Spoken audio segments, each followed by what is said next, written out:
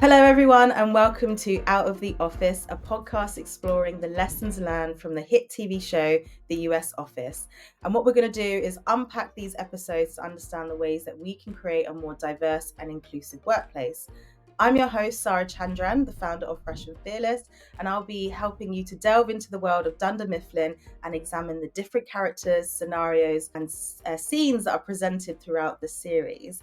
We're going to analyze how the show highlights the things that we're supposed to not do in the office and understand the importance of respecting diversity, fostering inclusion, and creating that positive work environment. So whether you're a fan of The Office or you're just interested in learning more about creating that more inclusive workplace, hopefully this is the podcast for you. So grab your favorite Dundee Award and let's tune into Out of the Office. Today's episode we're going to be focusing on is from season 3, episode 1, Gay Witch Hunt. And this one is an unforgettable and very cringeworthy episode. And essentially it's where Michael Scott, the regional manager, accidentally outs his employee Oscar, and then essentially the whole office just falls apart and it's just a hotbed of awkwardness and misunderstandings. And we kind of see a lot of behaviors that people exhibit that we might think is a bit of an extreme example, but actually these are things that we do definitely still see in today's workplaces. So a bit of a trigger warning for any LGBTQIA plus listeners. This is a bit of a tricky one to talk about, but I have the best guest to come on and talk about this with me, and that is Whitney. Whitney, do you want to come on and say hello and give everyone a quick introduction to yourself? Yeah, absolutely.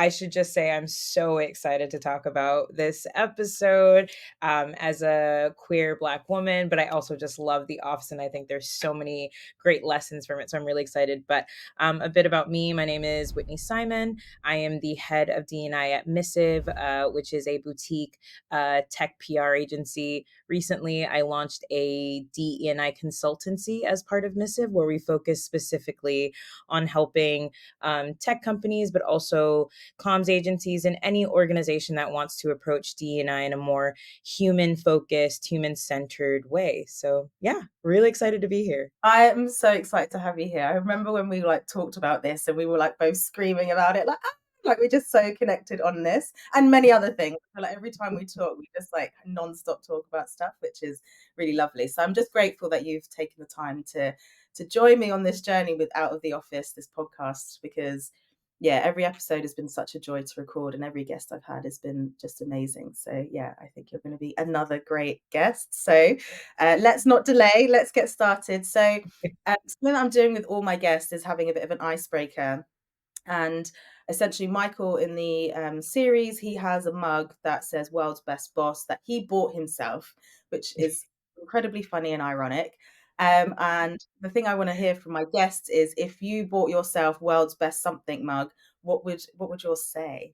So I'm gonna flip it a little bit because that's just what I do. But I think I would want world's most inspiring boss. I think for me, it's so and this show actually shows it, like, leadership can be so important in someone's career. Like, managers hold so much in importance in kind of how I've gotten to this point, and not always positively in my experience, but for me, my goal is to make sure that anybody who works with me and is on my team, like, they feel as though they're inspired to do the best, be the best that they can be, and be their most authentic self in that too. It doesn't need to be cookie cutter. So yeah, that's my little spin on it. World's most inspiring boss. Love it. Yeah, I think that inspiration point is so valid and something that maybe Michael Scott really needs, because I think rather than inspiring his office, I think he just annoys them really a lot. He is probably Yes. he should be probably put an asterisk on his mug being annoying boss. That is who he is. But then we end up loving him for it. And I think, I mean, that for me is just and I think, Sarah, we talked about this. What I love about The Office is it shows that there is potential for growth if you're willing to really take a step back and not be hindered by all the ego and the fear of making mistakes. And regardless, for all his faults, like, Michael Scott will, face up to his mistakes. And I think it makes people really end up loving him. I mean, I love him. And I remember the first episode I watched, I was like, what is this? This is incredibly problematic. Yeah, I remember when I was watching it and I was like, I think the first time I started watching it was maybe when I started my business or just before. Nice. And so I was like, how can I legitimately watch The Office whilst also being a DEI consultant? It feels like the two things are not compatible. But I do Right. think like the series, like you say, they learn from their mistakes and they're not like, I mean, sometimes Michael does shy away from his mistakes, but I feel like there's always like a learning at the end, and somehow they always come back together. But also, like the premise of the show is never to, for the most part, there's obviously some episodes that are tricky and problematic, but you're never laughing at the most marginalized or underrepresented group within the room. You're always, Michael Scott is the butt of the joke. We're all Yep. laughing and just rolling our eyes at how incompetent Michael is, and also like how he's a true representation of how there are so many leaders and managers out there in their positions of power. And it's like, how? How did you get there? Why are you still here? Is always my question. I'm like, how did Michael not get fired the first episode? Like, we're talking about the states here where suing culture, like lawsuit culture, is ripe. So I'm just like, if this actually happened in the states, he would have been sued long time ago. But yeah, no, I totally agree with that. I do think that the show was very clever in that it always was Michael that you were like, "Oh my god." It was never like Oscar or Sydney or Angela or any of or Pam. Like it was never those folks. It was always looking at Michael like, "What are you doing?" Um and yeah, I think that is a massive kind of kudos to that team because I think it could have, while it can be really cringy and I don't know that it's aged 100% well, I do feel as though, like, for shows of that time, they were just really good at finding that line about kind of recognizing the things that do happen in an office, making us like satire out of it, but doing it in a tasteful way where it's like by the end of it, you were just like, yeah, this is what you don't do. So, Phew. So that means I can still watch it then as a DEI oh, consultant. hell yes. Are you kidding? I I watch it remember whenever I need, like, a cry, like a laugh cry where I'm just like, "I can't breathe." This is the show for that. Yeah, absolutely. And I remember listening to I don't know their actual names, but Pam and Angela, they have a podcast series where they like unpack each episode together. It's really wonderful. So they kind of come on and like reminisce and talk about the kind of behind the scenes. And they just talk about each episode and what's involved and how like that Diversity Day episode was BJ Novak's like very first script he wrote. And like that is a very like tricky like Yes. episode to have written, and it is a very very unsettling environment, but it's really interesting that they kind of put people forward for these kind of episodes that maybe weren't like writing lots and lots of things or very very new to these kind of things. And I think it's amazing. It just shows you and is a testament to, if you put people like Mindy Carling and new Mhm. writers forward, actually you'll get something so brilliantly amazing out of it as well. Yeah, and I think just to build on that, like, I also feel as though we've gotten into this space where everyone thinks that DE&I needs to be perfect, and if it's not, then we just, like, don't do it, and I think it creates a culture where it's just like we're so fearful of saying the wrong thing, doing the wrong thing, that we're actually silencing a lot of important conversations that we need to have. And what I appreciate about The Office and the fact that they had different writers, new writers, is that yeah, sometimes maybe the episode did go too far, but we need to have those conversations. We're not actually going to move the needle forward if everyone's just like, "Oh, I'm so scared. I don't want to be canceled. I don't want to be called XYZ." It's the like D&I is not something, it's not I you need to do it intentionally, you need to do it respectfully, but in what way could we ever do this kind of work perfectly? Like the whole point of D&I is understanding that people come from different experience that have different backgrounds from us, and opening up ourselves to the idea that we can learn from, we can grow, we can do our own learning about what it is to be someone other than myself and how I can create space for those people. And that's always going to involve mess ups. I mean, I feel as though like when I came into doing D&I work, I also had that perfect mentality and I was like, I don't know if I can touch this. And then I was like, what does that even mean? Like that, I mean, this kind of work, we're always going to have mistakes, we're always going to grow, there's always going to be something new we need to wrap our minds around. But that for me is exciting because it gives me an opportunity to meet other people, to learn, to like, read about things that I never would have thought about before. And I think that's really powerful. I love that. I think there's something really strong there about like DEI is about learning. There is no like perfect point or like perfect model of what DEI looks like. I think the essence of the work we do is to say we don't know everything. There's no possible world where we do know everything. We just have to keep trying and learning and understanding more about the world around us. And just like to kind of bring it back to the episode, I think one thing that's really interesting is something I guess I hear a lot in the workshops that I do and the conversations I have is around language. And I feel like Mhm. the whole premise of how this episode comes to be about is Michael Scott obviously uses gay as a derogatory term and a slur against groups, and he obviously uses another slur as well, which is very problematic.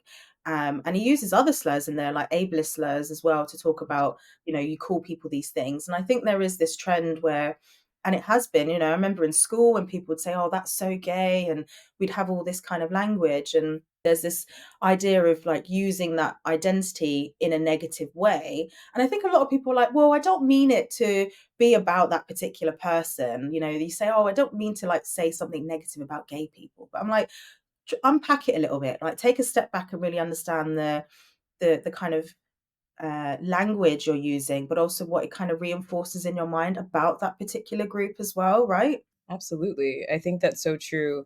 Um, One of the sessions that I hosted was all about the power of language, and I think we under we center ourselves a lot when we think about language, which makes sense. We're humans, so I mean, our best guess, our experience, our perspective is all rooted in like us as people, which isn't necessarily a bad thing. It's just when you focus so much on yourself and you give yourself no room to recognize, oh wait, like what I experience, how I perceive this isn't the same way that this other person does. And also language is so how can I say this? Not transient, but it's constantly evolving. So terms that can be derogatory can be reclaimed, but it's also very much for the group who reclaimed it. And I think it's about recognizing that all these topics are so nuanced. And at the crux of it, it's about understanding that person like, hey, like, I totally recognize I'm not part of this group. Like, I want to make sure that I'm referring to you in a way that is respectful and is most importantly what you want. Um, but I feel as though we should spend more time thinking about kind of the evolution of language and how it's not just you say something, that's it. Like, you can intend one thing, but it doesn't really matter about what you intend. It's about what the person receives. And I don't think we focus on that a lot. It's just like, I didn't mean to be offensive. And it's like, but you were. So we need to address that. Your intention, whatever it was, it didn't land. So the whole point of communication is it's a two-way process. And so if there's something that gets lost, we need to address it. Yeah, I love that point around intent versus impact. And I remember someone saying, like, if you accidentally stepped on someone's foot, you wouldn't apologize Yep. by saying, well, you shouldn't put your foot there in the first place. Like, what a horrible thing to do. And that is what we do in these situations when we check Yep. someone for their language and we're like, oh, I didn't mean it in that way. It's like the same kind of essence of saying, I don't see your pain. I don't see, all of the things that Yep. you're telling me in this moment. I'm going to center myself and what I meant Mhm. in that moment rather than understanding actually what kind of influence and impact and pain did I cause you through using this language. And it's just words, it's just language. It's not a really big lift to just switch it. It might take a little bit of time because we're like so used to saying things, but I've seen it done. People can change their language, they do it all the time. You absolutely can. I'm like, we're talking about self-driving cars. We're talking about like headphones that are these little things. I'm like, language that is accessible. We can all make it happen. Exactly. And I think there's an interesting bit where obviously Toby goes into Michael Scott's office and he's like, calling him out on using this slur. And he said, Oscar is gay, Oscar is gay. And I guess it's kind of an indication and an emphasis on how language shapes our perception because in that moment, Michael can't even see that Toby is trying to tell him that Oscar is gay. He is only seeing gay as a negative term, like, oh, Toby, come on, like, haha, funny, but like, let's stop the jokes now. And Toby's like, Yeah. why not get, and he has to say homosexual, which is like such a outdated like medical term to use to describe gay people, right? And it's just bizarre that it took so many steps for Michael to understand, and also like the idea that Michael would have known just by looking at him. I think there's a big thing around this about the LGBTQIA community of like you can tell someone's non-binary by looking at them. You can tell someone's a lesbian by looking at them, or gay or queer, whatever. It's like, don't think you can. Yeah, and even, like, the part that was really cringe as, like, a queer woman was when Michael is, like, looking out the window and, like, who else is, like, secretly queer? And then they see Angela pass by and they're like, "She's severe, she's harsh, she has to be a lesbian." And I'm like, I mean even in that one sentence, I was just like, how insane is it that we're sitting there just, like, assuming that to be a lesbian is to be, severe, harsh, like, it's just I think again, it's we have these stereotypes in our head based on, I mean, a lot of it is like media, cultural things that we've seen, and it's just it takes away the humanness of it. Yeah, maybe you can have a lesbian woman who's stern, who's harsh, or whatever. You could also have a straight woman who's stern or harsh. Like these things Yeah. are specific to any one group of people, but it's like we see one example, and I feel as though the human intent is to make things as simple as possible and just put people in boxes. So it's like, cool, cool, cool. That's what a lesbian looks like. That's what a gay man looks like. And the idea of having to recognize that no, there is no set way, it's just an additional mental burden for some people. And I think we just need to get like, for me, I'm kind of at a point where I'm just like, if you can't take the effort to see as people, then I don't know, mate. Like, I don't know how you're gonna navigate this world because it's just it's people aren't that simple. People are complex and nuanced, and I think that's a really fantastic thing. Yeah, absolutely. And like no one is one way when it comes to those kind of identities. There's no one way to be gay, there's no one way to be lesbian, there's no one way to be queer. Like there is so much diversity within that, and so much intersectionality, which is obviously another word that's thrown around.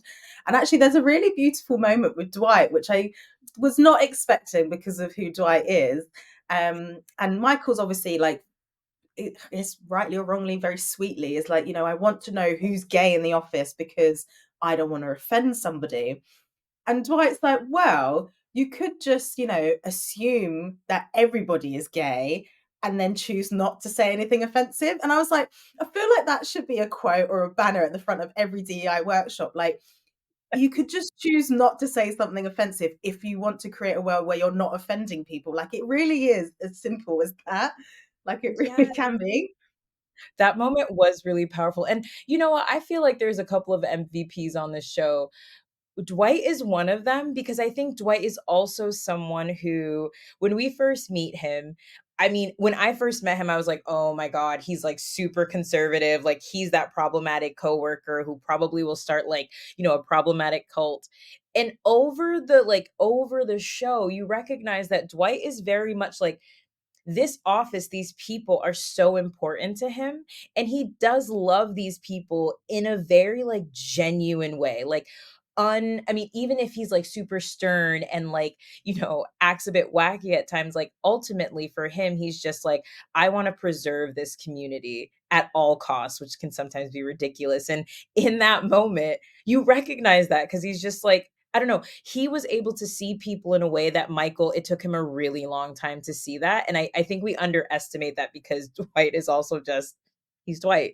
But yeah, that moment was really special. Like what I love about The Office is there's so many episodes where like I leave it like in tears, either from laughing or just how they take this humor and then they have these moments of just like realness and like these lessons that you couldn't really like land it in a better way. Because in the midst of all this laughing and like all these different characters, you're like, oh, okay. Yeah, like this is beautiful. Like I have chills just thinking about it.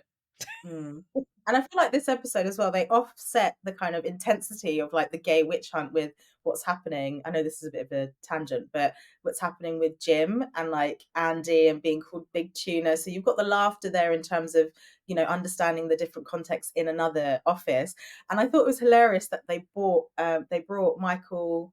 was it Michael Brown? Is that his name? No, something Mr. Brown, who did the diversity day. So he obviously did the diversity day in the very first episode, well, second episode of The Office, and then you see him in this office with Jim, and then the team doing like his whole hero analogy, and I just thought it was such a lovely like throwback. But they also say like, there's been like diversity problems in Scranton, so we also have to go through diversity training, and I do think that happens with a lot of businesses. Like one person makes a mistake and then everybody within the whole organization has to do some training on it, which I think is probably a good thing. But also it's interesting, it takes somebody to make a mistake for that stuff to happen. It's like, actually, why don't we be more proactive and like get this stuff out of the way before it ends up offending someone like Oscar. I couldn't agree more. I think we do it feels as though D&I is this reactive thing when realistically it should be proactive. It should be at the heart of everything that we're doing because it's not just about like marketing or PR. It's about how can I create a workforce that brings talent from all backgrounds but also creates a space where they want to stay. And so it is like, it should be an imperative for business leaders because I'm just like you won't have a business if you don't have people. And sometimes I think people forget that. I'm like, you can say all that you want about D&I. You can, politicize it and all these other things, but ultimately it's about your people. And if your people don't feel seen, we're in this time frame or this period of time where people are just like, I don't want to spend the rest of my life working for a company I don't believe in COVID was a huge kind of reset for a lot of people, I imagine, or at least for myself. And it made me recognize that time is limited on earth. And I want to spend my time doing things that align with my purpose and with my values. And I think especially with Gen Z, that is so true. So it's one of those things where it's like it should just be like proactive because also it's not just about race or gender or sexual orientation. It touches a whole range of things as well. So yeah, proactive D&I, folks. Get in the door before it becomes a problem. Like that is the number. Don't try and like problem solve after the issues happen. Like get us in beforehand. We can help Yes. you. We can identify those issues before they become. And actually, sometimes you know people come in and have those proactive sessions, but that's because they know about that particular instance. There'll be Mhm. so many other instances that you're not completely aware of. Like, you know, there might have been moments throughout the episodes where, Michael Scott is saying all these kind of derogatory slurs and things in the office, but it took that one moment for Oscar to lose his mind about it and be like, no, I'm not going to stand for this. Like, this is not okay. And felt personally very uncomfortable with Michael's behavior, picked up the phone and called, head office. And that's why Jan walks in, and you've got all the different branches doing the training.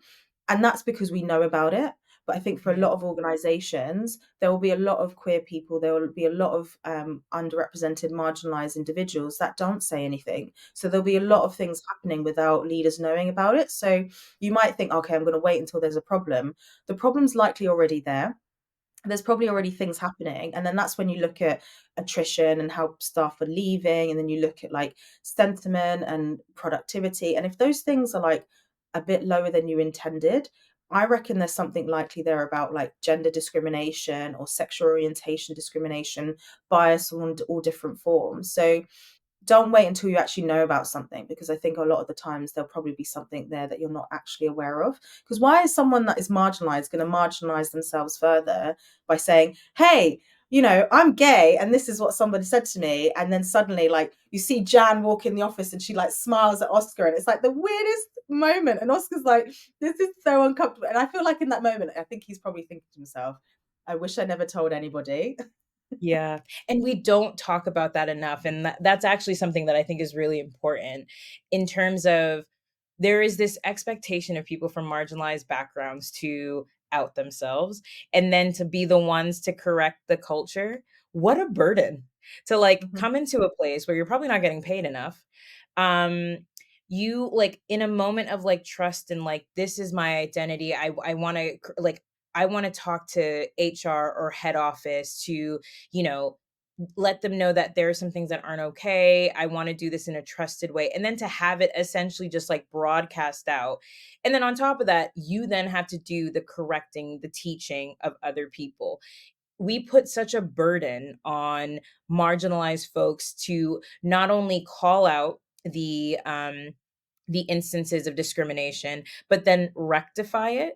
And that is something for me that I mean, personally, I've had these instances and it's so traumatic. And I'm not trying to make light of the word trauma, but to just be in this instance where you have to fix a problem that you didn't create. Like your existence is just your existence. And yet people are framing this as a problem or something that needs to be called out. And that episode actually, for me, really reaffirmed this idea that a lot of people don't, because they're scared instances like this are going to happen where they say something and then everyone outs them, treats them differently. They don't feel like they can come to their organizational leaders and be like, hey, this is my identity. So then you have a lot of your workers who just feel as though they have to come in, they have to code switch, or they have to mute themselves, make themselves small in these spaces.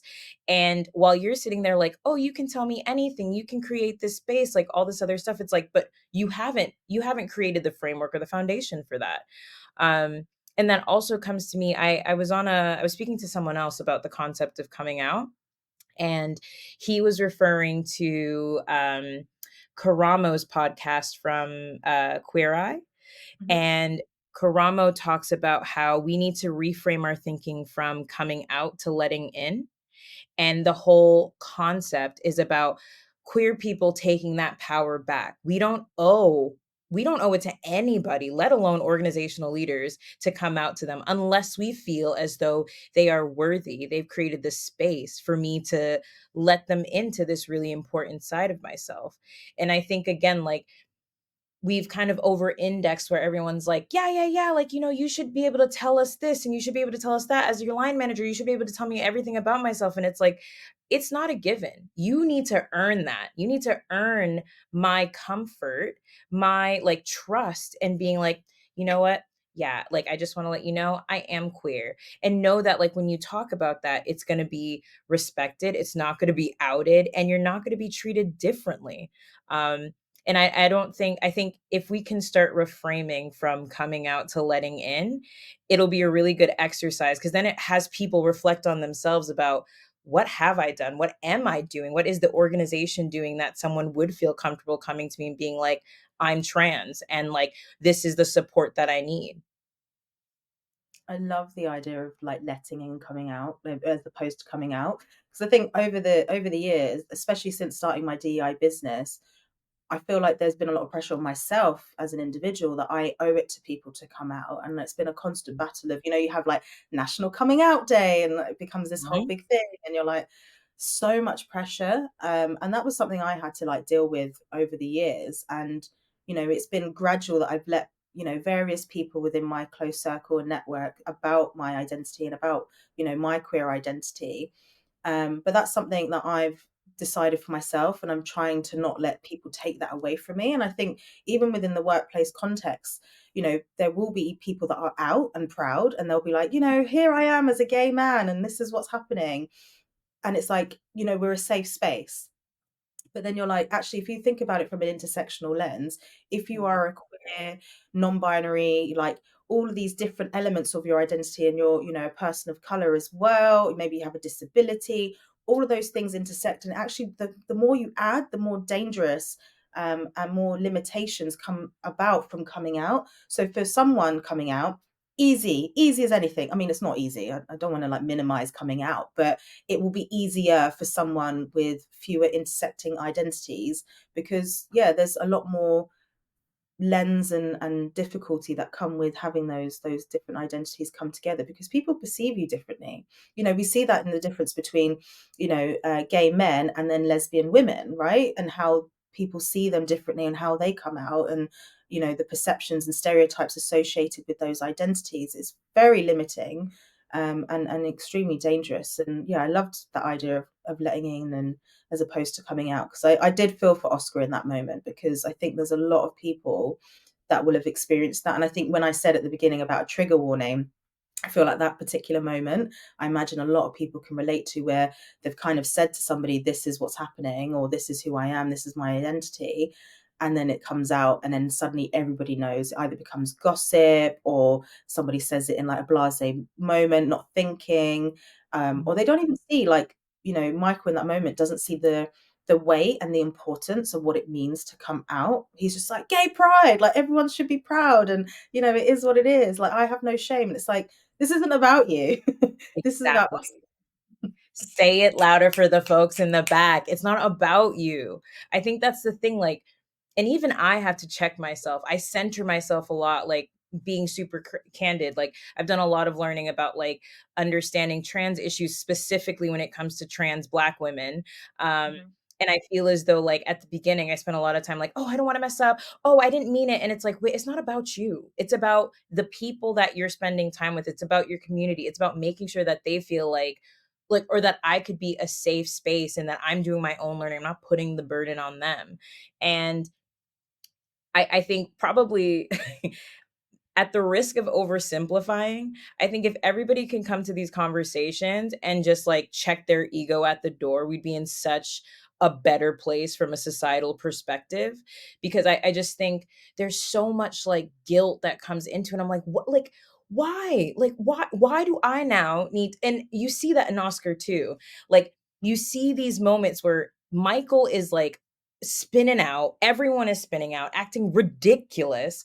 And Oscar then, like, you can see in his face, he's just like, no, I didn't mean it like this. Like, I wasn't, no, I understand that you were trying, you didn't intend it. And so this moment that should have been about him feeling like he had a space, he could talk to HR, he could talk to the head office, they would protect him. Ideally they would have set up a one-to-one with Michael if necessary. But even then, it's like, why do I need to have a one-on-one?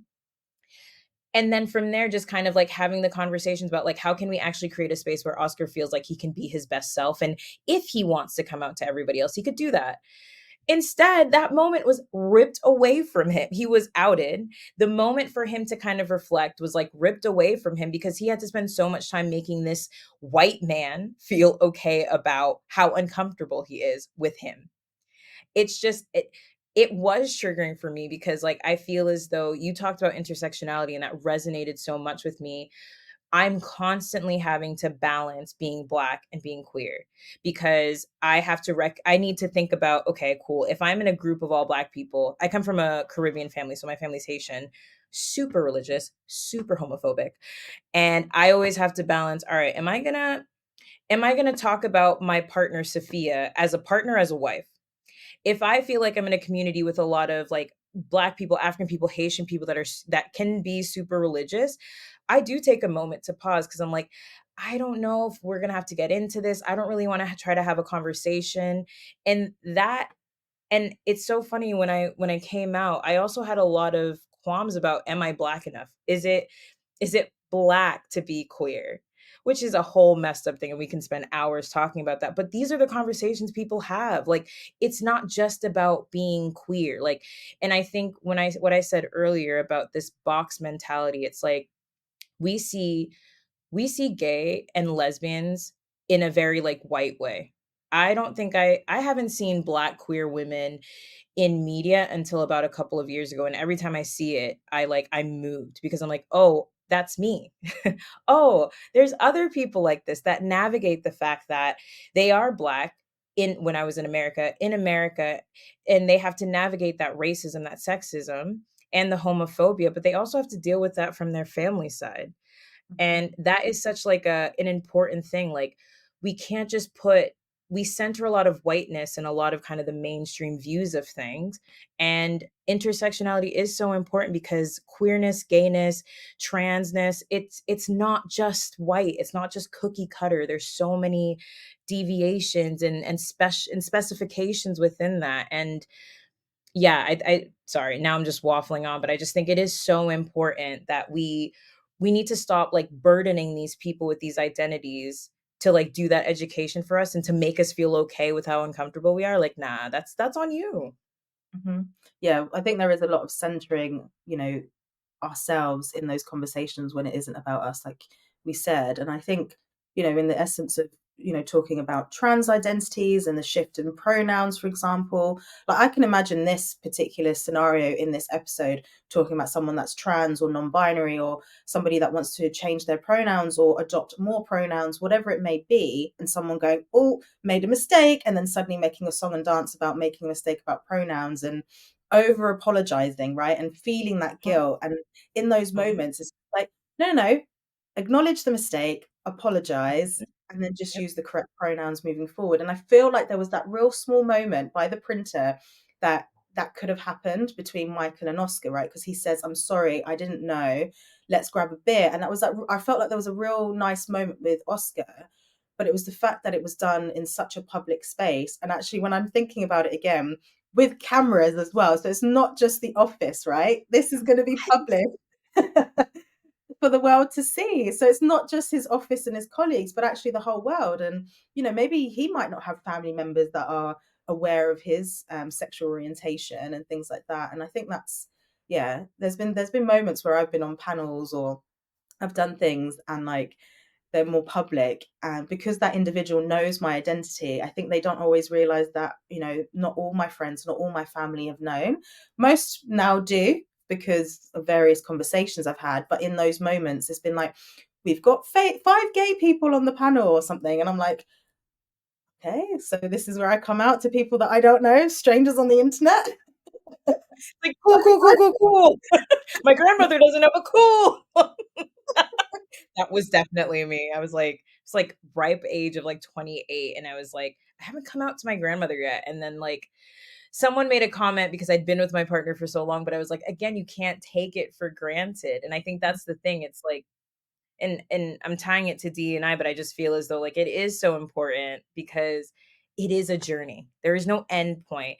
Similar to like when we're talking about coming out, when we're talking about recognizing someone's identity, creating space, it's not just like, cool, you see me with a girlfriend, that's it, I'm out. That's your assumption. No, it's like people go through like phases of like coming out. I mean, speaking on my behalf, I feel as though I'm regularly having to come out because depending on the circumstance that I'm in, I have to be like, okay, cool. I'm talking about Sophia as my wife.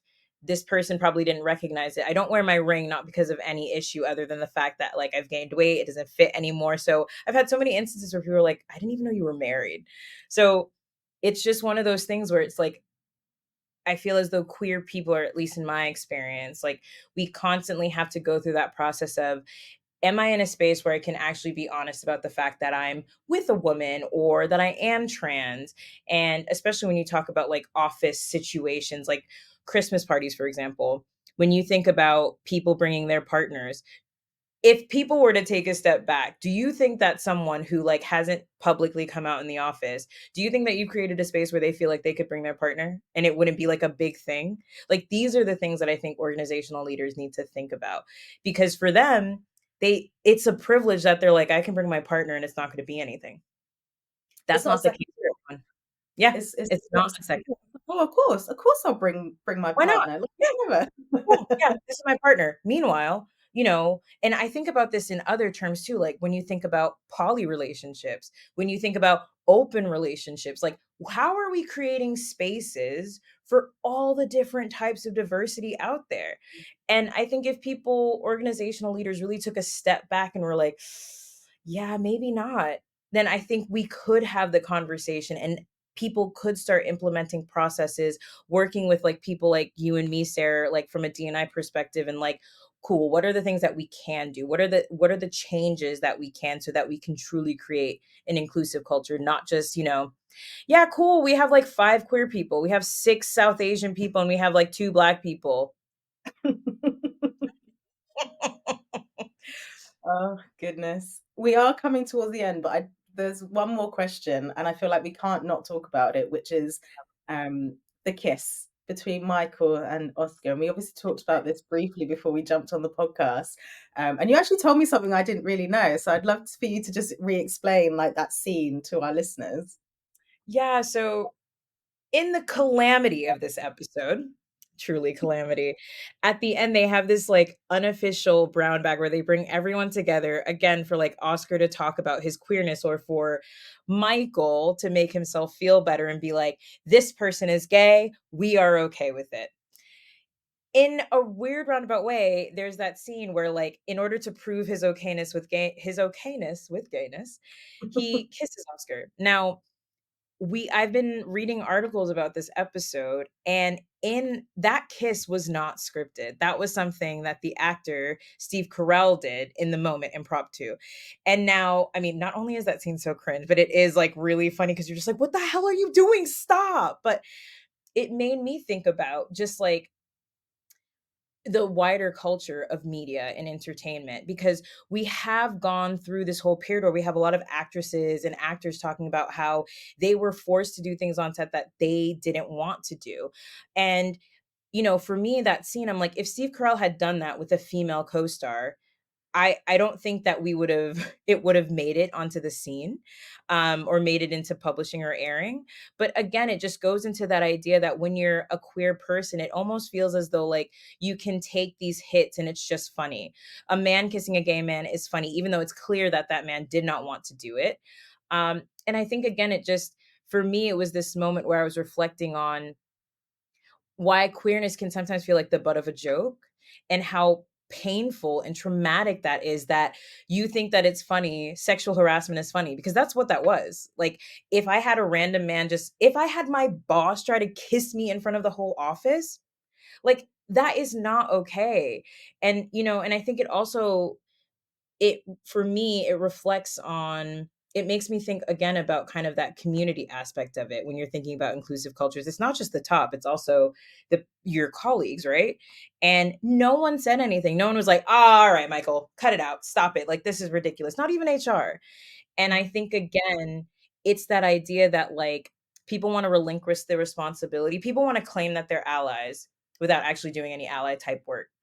And I think it's so important that when we think about these spaces, when we think about humor, when we think about content, like how something that's seemingly innocuous, that's just done to make the episode entertaining or things like that is problematic in and of itself. In that moment, when I read that article, I was just like, they didn't actually recognize the fact that what they were doing is like being like harassing this person. Because I don't even know if that actor, I don't know if that actor actually is gay, but it's just one of those things where it's just like we really need to start thinking about how we view people from marginalized backgrounds. It's not just, we're not the butts of jokes. The fact that you think gayness is funny, like, I mean, is problematic in and of itself. So yeah, rewatching that scene, it was cringy, but it made me cringe for a lot of other reasons, because I was just like, this is so problematic on so many terms, because we don't take into account that queer people can be harassed as well, are regularly harassed and erased, because it's like, it was bands, right? I grabbed your ass, it was bands. No. Oh, I hate that word banter. No. Like When I when I moved here, I was like, what is this Bants thing? I don't think it's cool. it is not cool. I can tell you that much. It is not cool at all. I didn't know that about that scene, which is just it adds a lens to it that I wasn't aware of. Yeah, and it's such a shame that that happened. And I think you said earlier about if that was a different type of person in that room, like a woman, would Steve Carell have still gone ahead with that type of behavior? Probably not. But why is it okay when suddenly it's a man and a gay man? I don't actually think that Oscar's character is gay in real life, but I think that's kind of by the by in terms of this particular scene. It doesn't matter in that particular context whether he's not. It wasn't really part of the script or part of Oscar's awareness in terms of what was happening. So yeah, and it's almost like at the time laughing about it because I thought it was part of the script, and now I'm like, oh, it's really awkward to watch because it's almost Yeah. like you're cringing on two levels. One because of On what's happening in the scene, but also in terms of outside of that. This is a man, Steve Carell, as an actor, doing this to another man who's like, what the hell is happening here? I didn't sign up for this. Like, consent is very real, like on like multiple levels. And I think again, like for another episode. But I think even when it comes to the idea of consent, it almost feels as though it's not held as importantly as it would for like hetero couples. And it, for me, that's like really problematic. Like it almost makes it seem as though like queer people don't have the right to like want to protect themselves, have the right to like respectfully be engaged with, like have the right to set the boundaries for how they're engaged. Um, Almost as though we're like a lesser people, and that for me is just incredibly problematic. So, yeah. Oh, this has been such a wonderful conversation, Whitney. I'm so grateful that you came onto the show. I've just wanted to keep talking, to be honest. I feel Same. like we could I was like, have "What? everything. What's work? I don't know what you're talking about. This is work. Like, let's do this." Righting the world's wrongs through the US office, I think, is quite a way to do it. So I'm enjoying it. Hell yeah. Hell yeah, I'm here for it. Sign me up. All episodes. Well, something I've asked our listeners is if they want to hear back from one of our guests, just to let me know. And if you want us to do a specific episode, then do let us know. So we'll have information in the description of how you can actually message us and get in touch in terms of the guest you want, the episode you want us to cover, because there's a lot of content to unpack in this series. So there is plenty content to go through. So I don't think we'll be stuck for things to talk about. But overall, just thank you so much to Whitney, and thank you to all our listeners for taking time to listen to today's conversation. We hope you enjoyed it. Always welcome any feedback, and we look forward to seeing you at the next one. Thanks, everyone.